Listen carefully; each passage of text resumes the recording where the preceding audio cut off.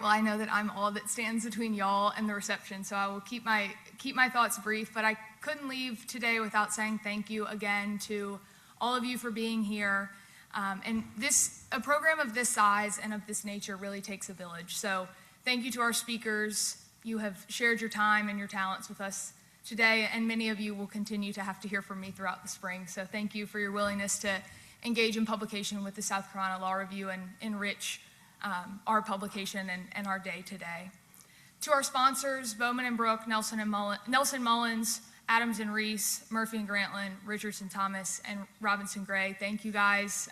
Many of you began serving the Law Review as Law Review members, and you continue as alumni and as current and future employers, and we are so grateful for the ways that you pour into the Law Review.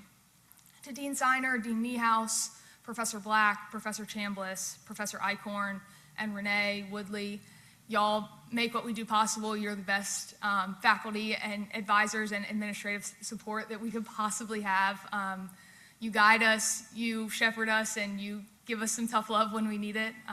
Hopefully that's not too often. And Dean Hubbard, when we met this time last year, I didn't think today was possible, but you told us to shoot for the moon, so thank you. I hope we made you proud, and you continue to be a calm for all of us at the law school. Yesterday, I walked into Dean Hubbard's office and said, actually I stammered, Chemerinsky, flight, stuck.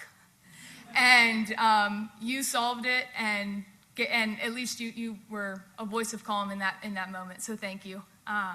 As Dean Chemerinsky said today, one of the things that we ought to be doing to ensure the independence of our judiciary is continue having these conversations. And academic leadership was a focal point of his solutions, and you continue to push us to do that and champion us as we do, so thank you. And to Jessica and Mariah, I think they're actually both in class right now, but our Symposium editors, thank you. And to Michaela, our wonderful managing editor and birthday girl, this doesn't happen without y'all, so. And the Law Review members, thank you for being here as well and supporting us. As we wrap things up this afternoon, I'm certain of two things. One of them is that the judiciary is in great hands. At least in South Carolina in the Fourth Circuit, we have been very blessed, and with their servant leadership, we have had all three of South Carolina's Fourth Circuit judges attend and participate today. We've had Chief Justice Jean Toll, and we've had several district court judges in attendance, and you guys continue to show up for the law school to encourage us to be better, and we appreciate that.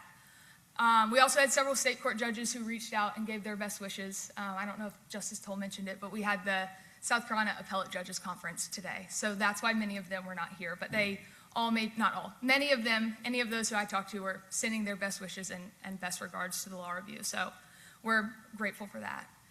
And the second thing is that there's really nothing else I can add to today.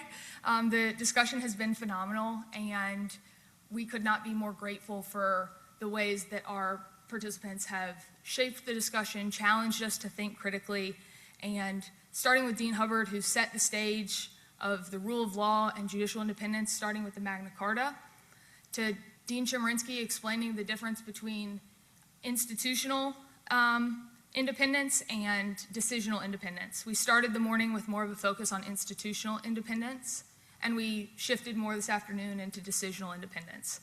So as we continue to go forward, it's also important to remember the constitutional counterweight to judicial independence, which is judicial accountability. This last panel really spoke to the ways that the tools that judges have to constrain themselves in doing the job and helping hold themselves accountable as they are participating in and carrying out their oath and their duty. But nothing in today's program is meant to suggest that judges are infallible, despite Justice Jackson's famous quotation. Korematsu and Plessy and V. Ferguson, among others, tell us that. But the Constitution implores us that we must listen when those judges speak, and we must not impugn the legitimacy of the judiciary merely because we disagree with the outcome.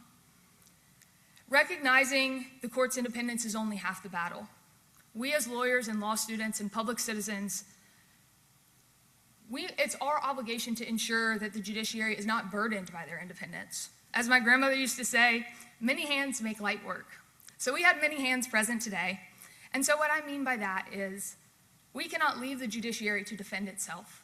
We must show up, we must continue to have these conversations, and we must continue to champion these conversations and learn and grow as law students, leaders, and lawyers. Because without independence, courts are instruments, without independence, courts are instruments, but with independence, they are guardians. Guardians of our Constitution, of our rights, and of the American democracy and the American freedom that we all grew up hearing about in third grade civics. So as we embark upon the 250th anniversary of the Declaration of Independence, I am often reminded of the important role that South Carolinians played. 4 South Carolinians signed that document in 1776. Another 4 brave South Carolinians signed the Constitution in 1787. We heard today how in 1834, John Belton O'Neill, without the protections of Article 3, authored an opinion that ultimately cost him his job because it was the right thing to do. We did get the court back, but it took a few years. And in 1952, Judge Wadey Waring bravely dissented in Briggs v. Elliott. In 1976, Judge Matthew J. Perry was the first black district court judge in South Carolina. And Justice Toll shattered the glass ceiling first in 1988 and then again in 2000 when she became the first female Chief Justice. I don't want to mess up this quote because I think it's great.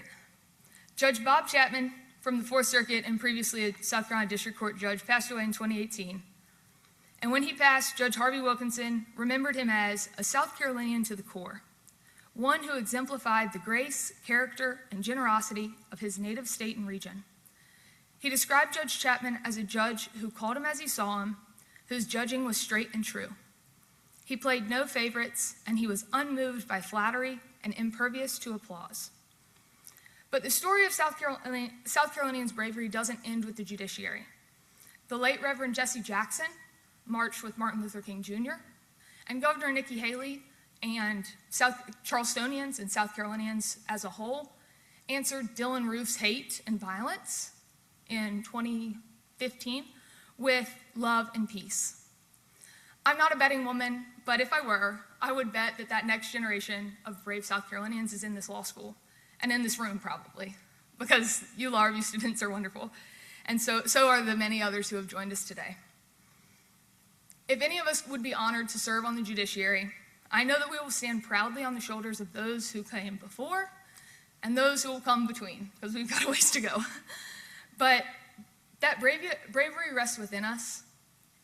It's rooted in our communities, in our culture, but it's also enshrined in the words of Article 3.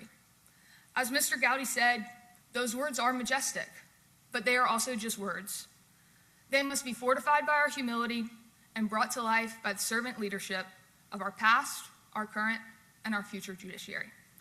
So with that said, thank you all for being here. We look forward to the reception across the way, and we hope to continue the conversation there.